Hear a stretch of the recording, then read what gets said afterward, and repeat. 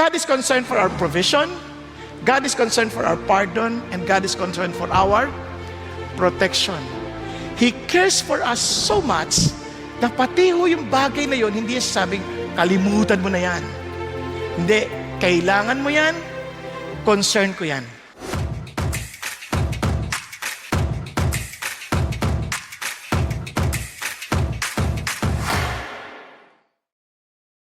Though it is inherent for us to pray, we need to keep on growing in prayer. Kasi we don't know how to pray. Yan ang totoo. We don't know how to pray. And I praise God. Sabi nga sa Romans chapter 8, verse 26, the Holy Spirit will intercede for us for our weaknesses because we don't know how to pray. Kaya mayroong mga pagkakataon na when you pray, wala ka talagang alam na sasabihin. You just keep on groaning.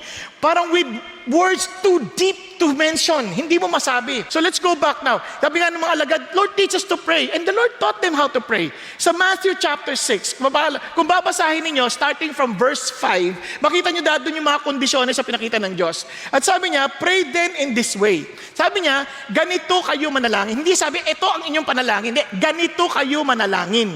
Diba? Ibig sabihin, ito ay isang outline. Ito ay isang pattern na kailangan nyo sundin. Sabi niya, Our Father who is in heaven, hallowed be your name. Your kingdom come, your will be done on earth as it is in heaven. Ano napansin niyo? Sa unang bahagi pa lang, naalala niyo action natin? Focus on God.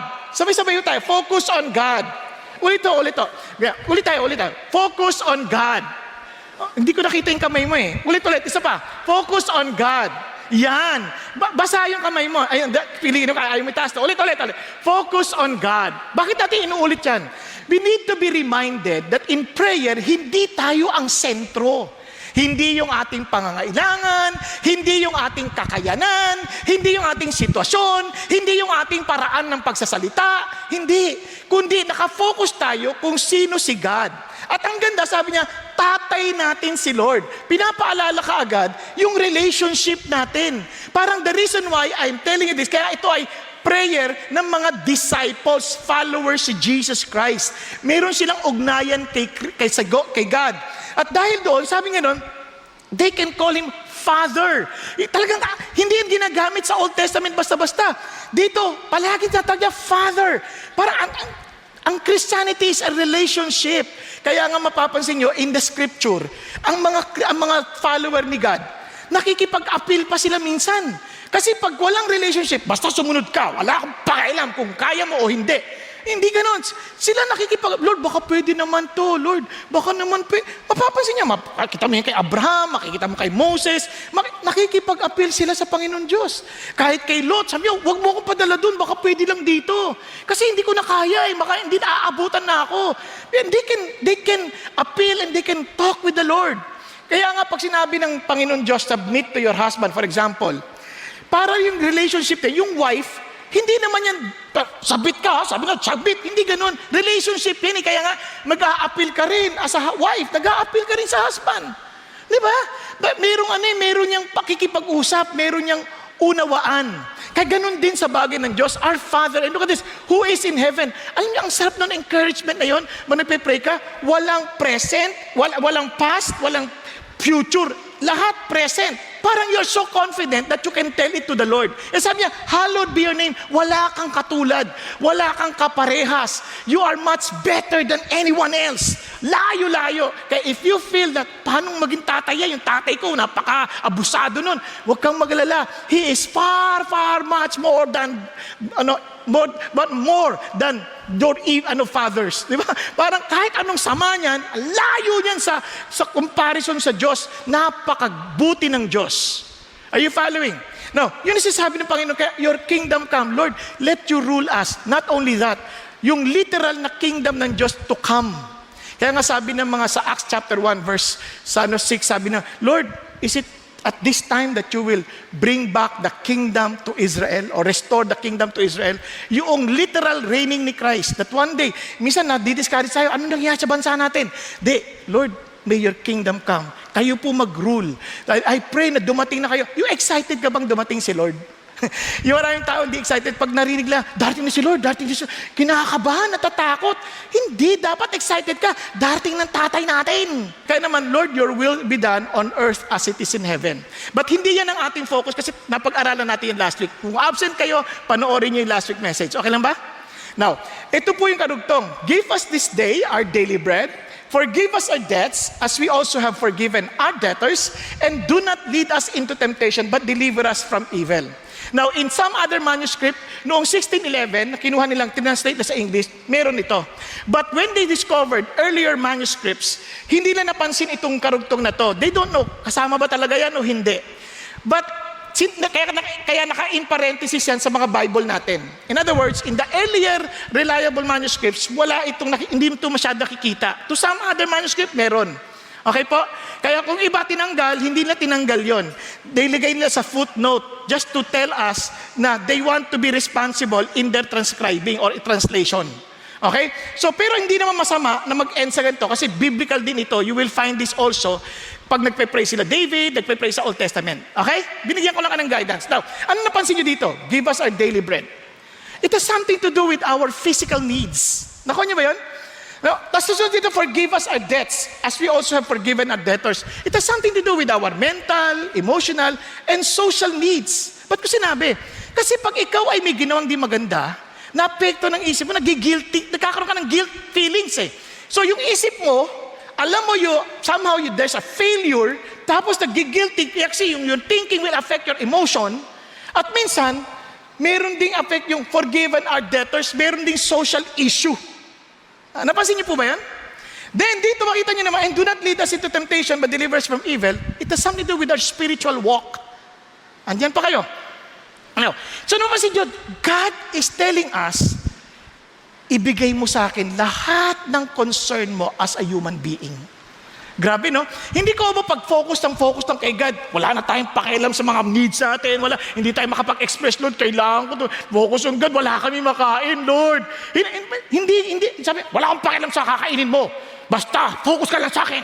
Hindi ganun si God. Lord, bagsak na naman ako sa school. Dati na yan, pero focus ka sa Nako ninyo? Parang, ang sabi ng Lord, concern ako dyan. Kaya, in short, God is concerned for our provision, God is concerned for our pardon, and God is concerned for our protection. He cares for us so much na pati ho yung bagay na yon, hindi sabing, kalimutan mo na yan. Hindi, kailangan mo yan, concern ko yan. Nagkakandidahan tayo? Kaya if we want to unleash God's power, surrender through prayer. Surrender your provision. Kasi yan ang nagkukos ng worry sa marami sa atin eh. Minsan, hindi na tayo masaya sa buhay, sa dami lang inaalala. Surrender mo kay God. Minsan yung problema, inaisip natin, yung sama ng loob, yung ating kasalanan, na-burden tayo, hindi tayo makagalaw. Sabi, Lord, surrender mo sa akin yan. Di ba? Minsan, concern tayo, Lord, baka malaglag na naman ako, baka magkasala ako. Lord, laki na akong nalalaglag.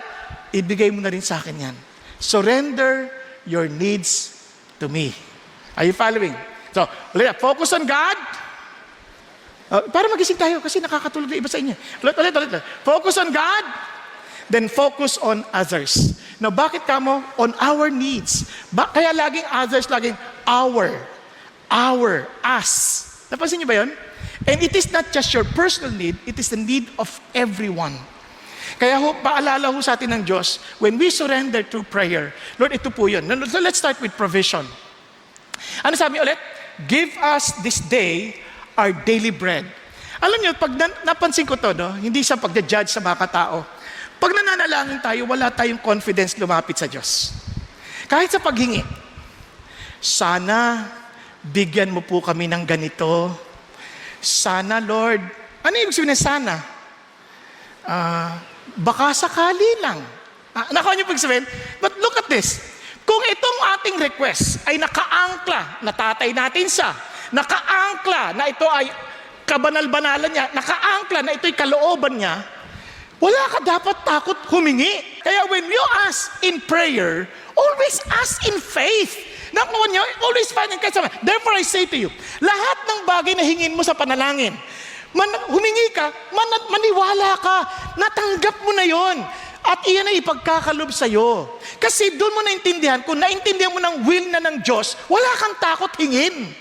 Diba, pag will ng Diyos, wala. Kunyari, tatay ka, hingi, Lord, kailangan po ng anak ko ng pag-aaral. Lord, kailangan po ng anak ko ng pagkain. Masama bang hingin yon? Kasi if you don't give what your relatives or your family needs, you are worse than the unbeliever. Will ng Diyos yun kung alam mo yung salita ng Diyos.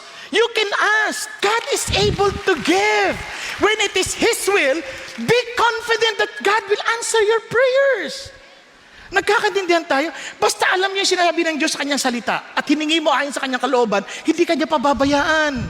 And amazing si God. And look at this. Kasi sabi niya, if you must ask in faith without any doubting, that man ought not to expect that he will receive anything from the Lord, being a double-minded man, unstable in all his ways. Kaya, Lord, give us this day our daily bread.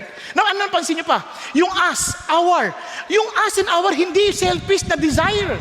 Hindi, Lord, bigyan mo ko to para mapatunayan ko sa mamang ito na ang kapal ng mukha niya, kaya ng Diyos ko to. Walang ganun. It is us, our. Kasi our identity with the Lord is no longer as an individual, but as a body, isang katawan ni Kristo Jesus. Kaya nga sabi ng Lord, it's not just asking for your greed, but for your need. Kaya nga, give us this day our daily bread. Di ba? Nakakatuwang sabihin ng Panginoon Diyos na, kaya nga sabi sa Ephesians, kung napansin ninyo, yung mga nagnanakaw, wag na kayo magnakaw, magtrabaho na kayo, so that you can have something to share. Hindi sabi, magtrabaho na kayo, nang may makain kayo. Hindi ganun. Para may maibahagi ka sa iba. Kasi yun ang nature ng Christianity. Nagkakaintindihan. Kaya maraming tao hindi na ma-enjoy kahit anong bagay. Sobra silang self-centered. Nandito na sa service, iba pa iniisip. Ang ganda niya, oh. Sana mapansin niya ako. Diba? Minsan tingin pa ng tingin sa Facebook. Uy, may Bobby naman siya. May bago na naman siya sa sakyan. Mag-focus ka muna kay Lord. Then give us this day, Lord. Bigyan mo rin ako kung kinakailangan ko talaga. Kung hindi naman, bakit mo hihingin? Kaya, now, look at the word. Hindi lang basta this day, ha? Itong word na daily, epiosios, sabi niya ganun, give me the food that I need for the coming day. Itong term na yan na daily, hindi ginagamit yan sa mga ordinaryong literatura. Yan ay napaka-uncommonly used. Ito'y pangkaling salita. Ang ibig sabihin yan, Lord, bigyan mo yung pangangailangan ko ngayon, this day. Kaya nga, give us this day. Nakuha niyo ibig sabihin? Kumbaga, ang term na yan, ang tawag yan, shopping list. Amazing! Nagbibigay ka ba ng shopping list mo sa Diyos?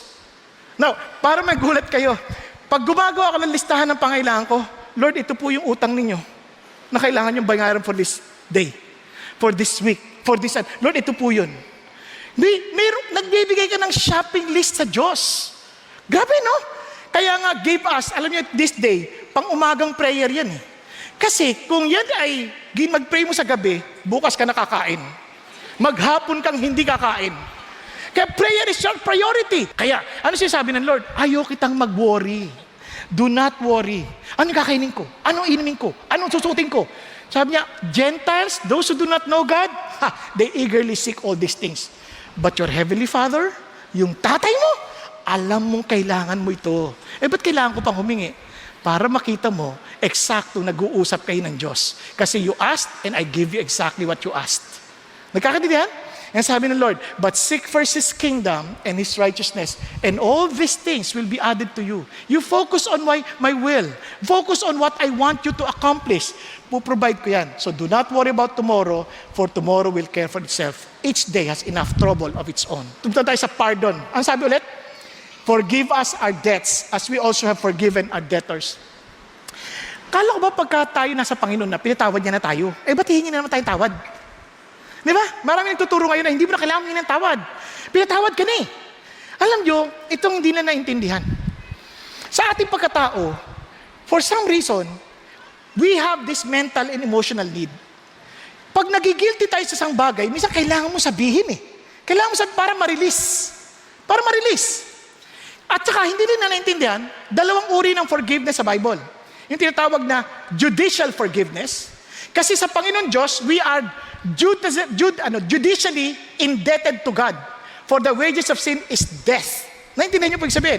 May utang tayo, legally, sa Panginoon Diyos, dahil we did not follow the law, patay tayo. But God has forgiven us. Kaya there is now no condemnation for those who are in Christ Jesus. Are you following?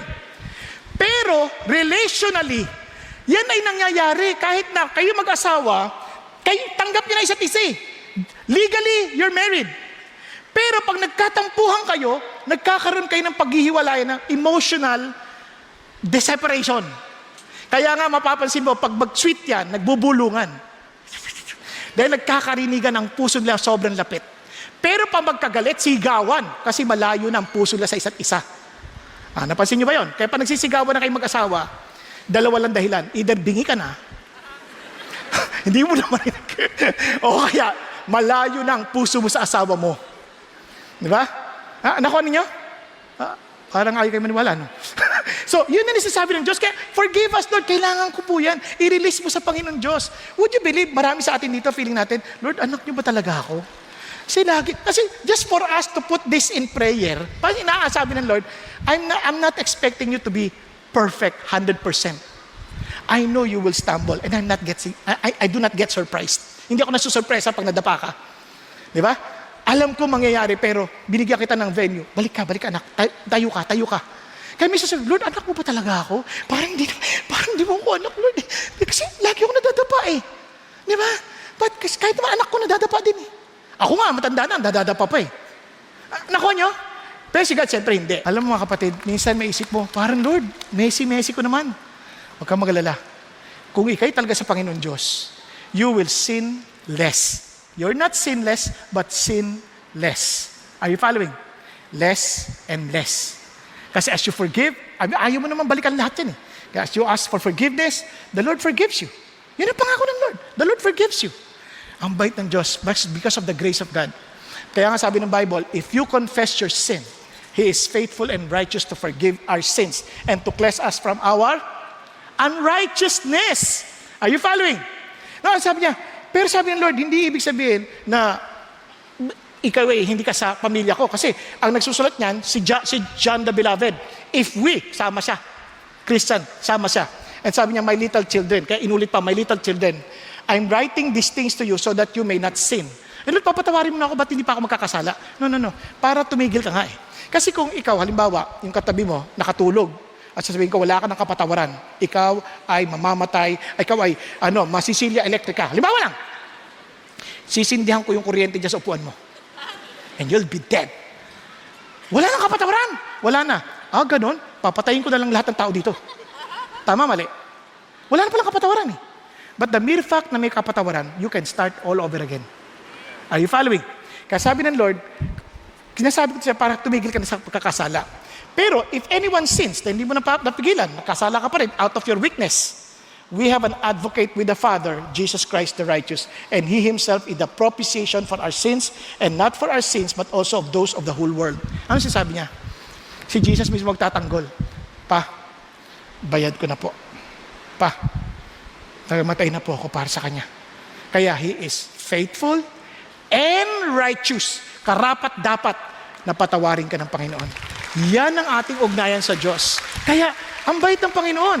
Kaya nga, ang bait ng Lord, I tell you. Tingnan nyo yung careless words lang. Sabi niya, people speak, they shall give an accounting for it in the day of judgment. Minsan, dami natin sinasabi, maraming mga daldalero at daldalera, tulad ko. Nakaw, hindi tayo makakawala sa kasalanan. Ang dami natin nasasabi na hindi naman dapat. Minsan, pag preach ka na lang, nagkakasala ka pa. Dahil sa daldal. Hello? Kaya when you come to God, Lord, buti na lang, tatay kita. Kilala mo ako. Kaya humingi akong tawad. At dahan-dahan, itinutuwid ng Diyos. Inaayos niya dahan-dahan. Kasi you're becoming aware of your sinfulness. Nagkakanindihan tayo.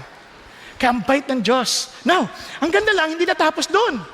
Ano kasunod niya? As we forgive our debtors. Now, look at this. For if you forgive others for their transgressions, your heavenly Father will also forgive you. Kasama yan sa prayer, ha? But if you do not forgive others, then your Father will not forgive your transgressions. Ano ibig sabihin nun? Lord, kala ko ba pinatawad mo ako because of Jesus? Oo, Kanya lamang. I'm telling you this. Kung talagang tinanggap mo yung forgiveness God by my grace, then you must be also willing to forgive others. Pero pag hindi mo tinanggap, hindi ka magpapatawad ng iba. Yung pagpapatawad sa iba, pag hindi ka nagpatawad, bitter ka, tuwing makikita mo, kaya may kakausapin ka, naiinis ka na kagad, naiirita ka na kagad, alam mo na may bitterness ka. Hello? Yung iba, wala pa silang ginagawa. Mukha pa lang nila, bitter ka na. Itong mukha na ito, masama ito, hindi ito totoo. Minsan ganun eh.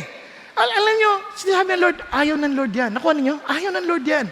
Kaya sabi ng Lord, ibig sabihin, hindi ka nagpapatawad. Kasi sabi ng Lord, hindi rin kita pinapatawad. Ha?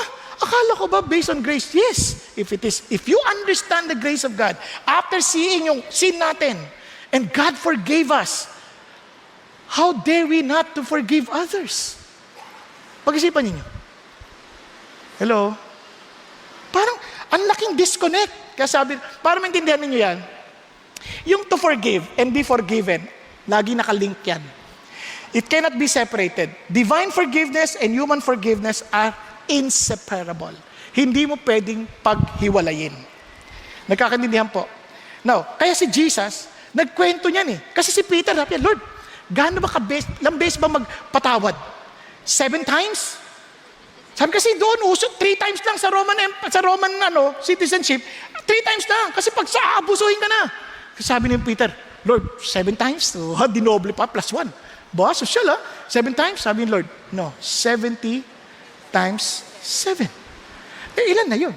490. Magbibilang ka pa ba? Oy, 469 na yan. Magbibilang ka pa ba? It's one way of saying, walang bilangan. Talagang, you never to give up forgiving. Kaya kinento niya yung kingdom. Itong kingdom na to, mayroong nagkautang 10,000 talents. Hindi ko didetalyahin na to kasi lang to, illustration na sa atin. 10,000 talents. In other words, about 6 billion dollars, ganyan. And was brought to him. But since he did not have, 60 billion. But since he did not have the means to repay, his Lord commanded him to be sold, along with his wife, children, and all that he had, the payment to be made. Thus the slave fell to the ground, nagmakaawa. Lord, wag po, maawa ka sa akin. Have patience with me and I will repay you everything. And the Lord of that slave felt compassion, naawa. Sabi niya, released him, forgave him the debt. Sige na, pinatatawad na kita, nire-release na kita. But the slave went out and found the one of his fellow slaves who owed him 100 denarii. Pag 100 denarii, maliit lang yan. Para maintindihan yung ano yan, sabi niya, tapos mamaya, papakita sa inyo yung computation. Tapos sabi niya, sinakal! Bayaran mo ko! Hindi mo, sabi niya. Tapos sabi niya, nagmamakaawa, pero hindi niya pinakinggan. Sa madaling salita, pinakulong. Pinakulong. Ang isang denarii, 600 pesos lang. Can you imagine? 600 pesos lang. Ang talent, 3,600. So kung 10,000 yan, 36 billion pala. Mali ang computation kanina. 36 billion. Ang laki ng utang. Tapos kumpara sa 600 na utang, ano ba naman yun? Pabayaan mo na. Tama po? Nako, hindi ho pinatawad. Sabi kaya, nagalit siya. Tinatawag. Sinumbong sa kanya eh. Pinatawad kita sa lahat ng utang mo dahil nagmakaawa ka sa akin. Tapos hindi mo man lang binigyan ng away kasama mo. Sabi niya, ganun din. Nung nanghihingi siya, grabe, ba't mo ginawa yan? Sabi ng Lord, look at this. And his Lord, moved with anger, handed him over to the torturers. He should repay all that was owed him. My heavenly Father will also do the same to you if each of you does not forgive his brother from your heart. Pag-isipan ninyo. Meron po ba kayong taong kinasasamaan ng loob? Na minsan, pag nakikita nyo pa lang, barinig nyo pa lang yung pangalan, kumukulo na yung dugo ninyo eh. Tapos, maglalabasan yung mga tutulin ninyo. Sa init. Parang agad-agad naapektuhan na kayo. Yun lang, marinig nyo pa lang, tabihan lang kayo, naapektuhan. Alam nyo, ayaw ng Diyos. Nakuha natin. And God is saying, kaya tayo natutorture eh. Kung talagang anak tayo ng Diyos, magpapatawad tayo. Imposible hindi. Dahil bakit alam natin, it will affect us. Kaya friends, yung pagpapatawad, ang totoo niyan, it is something, it is a choice. Pipiliin mo yun. Hindi yan based sa feelings. Kahit di mo nararamdaman, gagawin pa rin kasi sinabi ng Diyos. Ito at based sa forgiveness ni Jesus Christ. Hindi doon sa, hindi, unfair kasi eh. Walang ganun. Inuutos siya ng Lord, hindi yan suggestion. Kasi sabi niya, forgive. Sabi niya, supernatural yan. Hindi mo kaya yan on your own. Hindi yan kasi natural. It's unconditional. Walang kondisyon. Kaya para maintindihan nyo, it's like unilateral or transactional. Pag unilateral, Father, forgive them for they do not know what they're doing. Pag transactional, kasi yun kahit walang relationship, okay lang. But because we Christians, mayroong relationship, we are willing to forgive transactionally para magkaroon ng maayos na relationship. Nagkakaintindihan? And it's supernatural. Now, finally, protection. Ano sinasabi ng Lord? Sabi niya, lead us not into temptation, but deliver us from evil. Now, si Lord ba nagli-lead sa atin sa temptation? Obviously not. Hindi siya magli-lead sa temptation.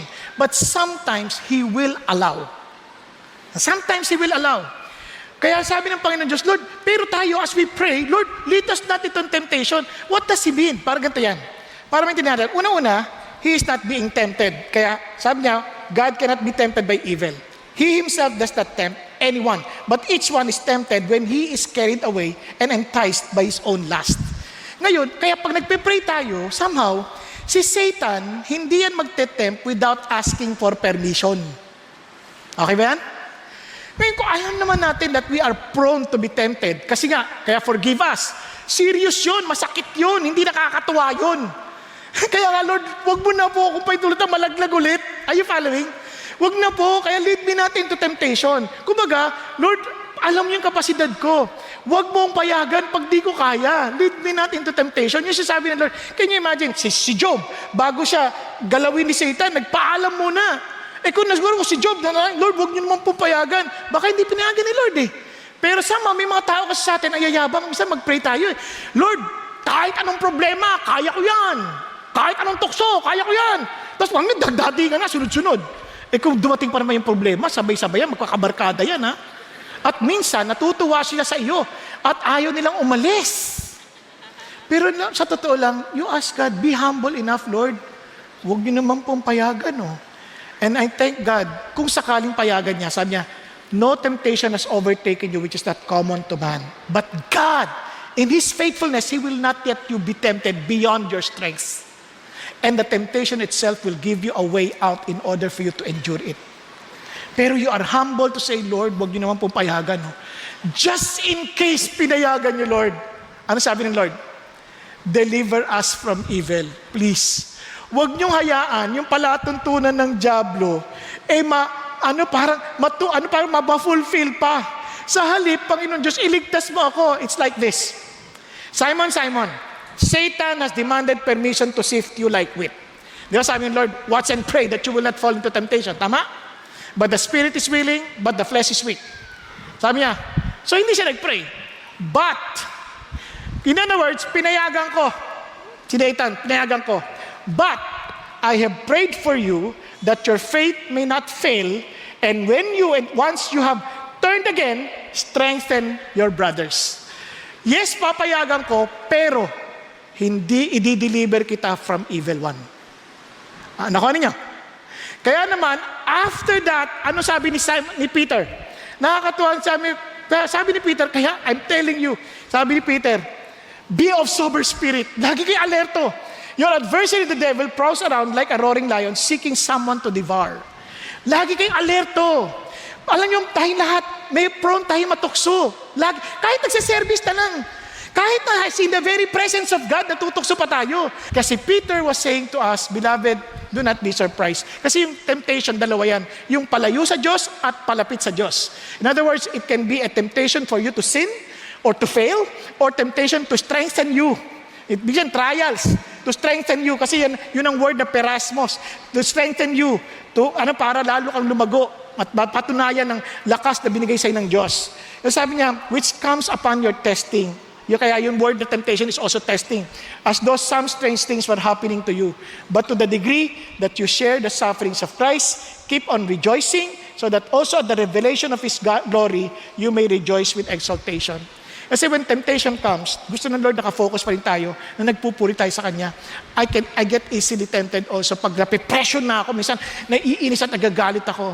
Kasi sabi ng Lord, no. Always ask God's strength. Lord, tulungan mo ako dito. Kaya listen to this, friends. Sa dami nating problema ngayon, the same thing is being said to every one of us. And I will end. Be on guard so that your hearts will not be weighted down with dissipation and drunkenness and the worries of life, and that day will not come on you suddenly like a trap. Lahat tayo. Bakit? For it will come upon all those who dwell on the face of all the earth. Itong mundo na to will be filled with so much worry. Sobrang daming pag-aalala. Ang sabi ng Lord, sobrang stress. Sobrang naghahanap na lang ng paraan for pleasure para lang makatakas. And sabi ni God, ang tanging solusyon, keep on the alert at all times, praying that you may have strength to escape all these things that are about to take place and to stand before the Son of Man. Pray. Pray. Let me end with a story. There was a minister traveling papuntang Europe. At nung nagtatravel siya, meron siyang nakasabay na Christian din na bata. Sabi ng bata, Pastor po pala kayo. Ako po, Christian din po ako, pero Pastor, pwede niyo pa akong pag-pray. Lagi po kasi ako nalalaglag. Lagi ako nagkakamali, lagi ako natutumba, lagi ako nadadapa. Pastor, pag-pray niyo naman po ako. Hindi na pinag-pray niya. Mamaya konti, pinakita niya. Kumuha siya ng ballpen at nilagay niya doon sa Bible, sa gitna. Asawak niya ganyan. Tingnan mo yan, kahit anong galaw, hindi na tutumba yung ballpen. Sabi niya, siyempre po, may nakahawak po eh. Hawak niyo po eh. Ganyan din ang Christian life. When you come to God, you are allowing and surrendering yourself and say, Lord, hawakan niyo po ako. Give me wisdom how to overcome temptations. Lord, give me the power, Lord God, to overcome this. Para nang sa ganun, I will come out victorious. Hawakan niyo ako. At kung sakaling inalaw niyo yung tukso, Lord, deliver me from evil. Do not let the evil one prevail, but let me come out victorious, glorifying you moment by moment. Tayo pong lahat ay yumuko at pumikit sandali. Kapatid, I don't know what you're going through in life. Marahil marami kang pinagdadaanan sa buhay, na natutukso ka, na naguguluhan ka, marami kang sama ng loob dahil apektado ng kawalan o kakulangan ng provision, na minsan sinisisi mo na ibang tao kung bakit ka naghihirap. Marahil ang pinagdadaanan, mayroong kasamahan ng loob na hindi mo mabitaw-bitawan sa Panginoon Diyos. At ini-insist mo kasi hindi fair kung papatawarin ko. Hindi naman siya humihingi ng tawad. Yun yung sasabi ng Panginoon, patawarin mo, hindi kailangan humingi ng tawad. That's yung unilateral. Katulad ni Jesus, forgive them, Lord, for they do not know what they're doing. Hindi mo naman kailangan ng relationship doon. Ang kailangan mo lang ay release them to the Lord. At marahil, punong-puno ka ng pag-aalala. Ang daming tukso na hindi mo maintindihan paano mo iiwasan. Ang sinasabi ng Diyos, bitiwan mo yan sa akin. You want to unleash my power? Surrender through prayer. Release them to me. Kapatid, kung ikaw yung kinakausap ng Diyos, ito ay kung ikaw ay anak ng Diyos. You know that Jesus Christ is your Lord, you are His follower. God is telling you, surrender that to me. If God is asking you to surrender that particular thing, yung worries mo, yung issue ng provision, lahat ng to, kung ikaw yun, I want to pray for you. Taas mo lang kamay mo. Yes, huwag kang mahiya. Just be humble before the Lord. Surrender it to God. You're not raising your hand to me, you're raising your hand to Jesus. Lord, I want to be pleasing before you. I want to be, Lord, I know you want me, Father God, to be fruitful. Dahil you appointed me to be fruitful, O Lord. You have chosen me, Father God, to bear much fruit. I want to be fruitful in my life. And this new year, Father God, I want to be fruitful. But I have so much worry. Worried about your provision. Worried, Father God, that I could not forgive. Worried, Panginoon, baka abusuhin nila ako pag pinatarawad ko sila palagi. Kung hiyaan ko na lang silang lagi ng lalamang. Worried po ako, Panginoon Diyos. Or Lord, ganun din, Panginoon Diyos, sa tukso na bakit bumigay ako. Kaya naman, Lord, I surrender myself to you now. I'm admitting that I cannot do apart from you. Tulungan mo ko. Give me the hunger and thirst for righteousness. Tulungan mo akong mauhaw sa iyong salita. Talagang babasahin ko to, i-meditate ko to, at tulungan mo akong mauhaw sa panalangin that I will really desire to tell you, Father God, my concerns, for you are my Father. Panginoon, tulungan niyo po ako to cry out before you, Abba, Father. Kaya fill me with your Holy Spirit. Thank you, Jesus. Thank you, Lord. Lord, thank you na nakikita yung mga kamay na nakataas. With all humility, Father God, surrendering themselves to you, Father, that inuunawan nila, they will never be victorious apart from you. Pero marahil naman, Panginoon Diyos, sa iba rito, Panginoon Diyos, they do not really have that relationship with you yet. Kaya naman, Panginoon Diyos, siningi ko lang, open their eyes and let them really accept you as their Lord and Savior, and allow them, Father God, Lord, to open their hearts and receive you as their Lord and receive you, Father God, as their God. Thank you, Jesus. Thank you, Lord. Father God, again, thank you. Bless your people, every family we represent, and those who are listening and Lord, watching and online, I pray also to bless them, oh God, wherever they are, and allow your name to be glorified. In Jesus' name we pray. Amen and amen.